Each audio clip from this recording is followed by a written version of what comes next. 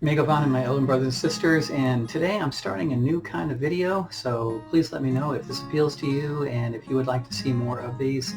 This is the first video of the series called Elven Parables. Parables obviously are stories with a message, a moral or other kind of message to it, and they're usually very short and to the point. And so one of the most important things that we can have in this culture that has disappeared significantly, but I do believe that it is trying to come back, and it has been a part of both elven and human culture for many, many centuries, is that of the storyteller. And the storyteller was the one within the village who would help pass on the oral traditions and to help teach the young and remind the old of life's lessons.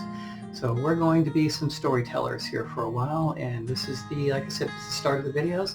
And this one is about the parable of the little crystal creatures that lived at the bottom of the crystal stream. It's from the book called Illusions by Richard Bach. I'll make sure to show you that picture and try to put a link in the description about where you can get it. It actually was one of the most influential books for me. Richard Bach's amazing. For those who maybe are not too familiar with him, he's the one that wrote Jonathan Lucas the Seagull. Again, a very spiritual book. And so Illusions is a wonderful book. It's a fictional book about a fictional summer of Richard Bach doing barnstorming. Now, Richard Bach actually was a real barnstormer. A barnstormer was very popular back in the early 1900s, even up until the 50s or 60s or so. They were people who had those biplanes, the old-fashioned biplanes, and they would go through the mid sections of the United States and such, and they would fly from barn to barn and land in farmers' fields, and they would charge $1 or $2 for rides, and then they would take people up and they would enjoy the rides, and they would spend their summers doing that, and Richard Bach actually did that. Well, the book Illusions is about a fictional summer of Richard Bach doing his barnstorming, and he meets the Messiah. And he goes through the whole summer traveling with him and learning some wonderful, simple spiritual lessons. Well, in the beginning of the book is a little tiny parable, little story about these creatures that live at the bottom of a crystal stream. And the parable is about letting go. So today's lesson is about letting go. I hope you enjoy the little story cartoon that will follow here in a moment. Letting go.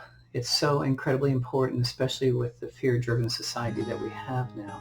Letting go of your expectations of others, of the government, of letting go of your expectations of life, that maybe what's happening in life is what was supposed to happen for you.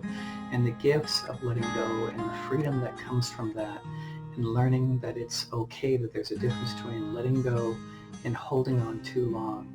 That for a lot of people, they're told that holding on is strength, that you're showing strength of will and character, and that you can fight through anything. And there is truth to that. But there's also a great and vast strength of character, usually even more so, in learning the difference between holding on and letting go. And the short little story tells us in a very simple way the difference between holding on and letting go.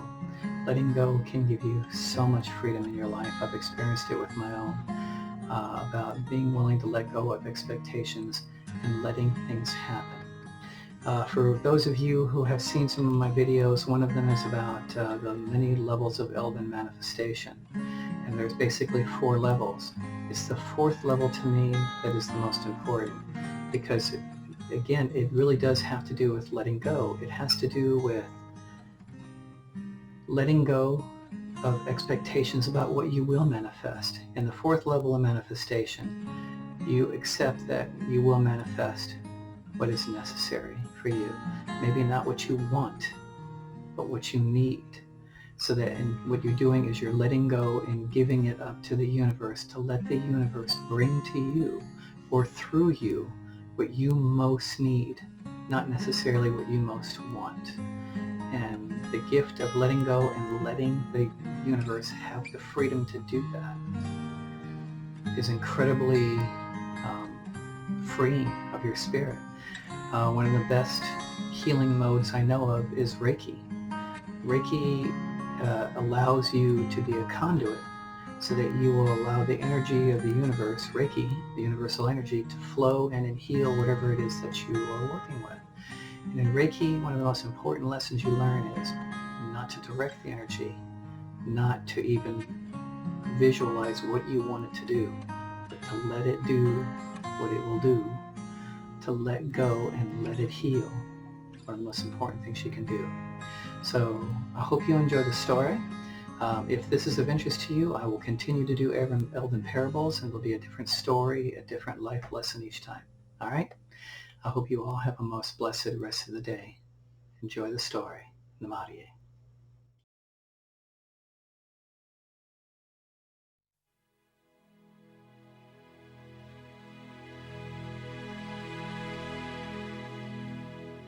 Once there lived a village of creatures along the bottom of a great crystal river. The current of the river swept silently over them, all, young and old, rich and poor, good and evil, the current going its own way, knowing only its own crystal self. Each creature in its own manner clung tightly to the twigs and rocks of the river bottom, for clinging was their way of life, and resisting the current, what each had learned from birth. But one creature said at last, "I am tired of clinging. Though I cannot see it with my eyes, I trust that the current knows where it is going. I shall let go and let it take me where it will. Clinging, I shall die of boredom." The other creatures laughed out and said, "Fool, let go and that current you worship will throw you tumbled and smashed across the rocks, and you will die quicker than boredom." But the one heeded them not, and taking a breath did let go, and at once was tumbled and smashed by the current across the rocks. Yet in time, as the creature refused to cling again, the current lifted him free of the bottom, and he was bruised and hurt no more. And the creatures downstream, to whom he was a stranger, cried, "See, a miracle! A creature like ourselves, yet he flies! See the Messiah, come to save us all!" And then the one carried in the current said, "I am no more Messiah than you. The river delights to lift us free, if only we dare to let go. Our true work is this voyage, this adventure." But they cried the more, "Savior!" all the while clinging to the rocks. And when they looked again, he was gone, and they were left alone, making legends of a Savior.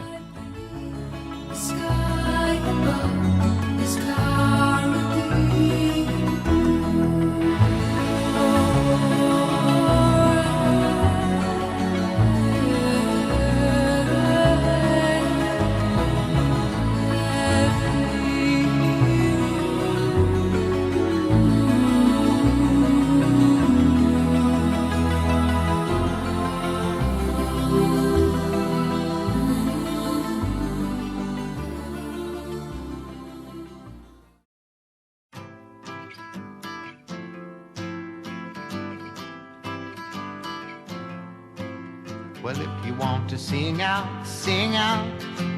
And if you want to be free, be free. 'Cause there's a million things to be, you know that there are.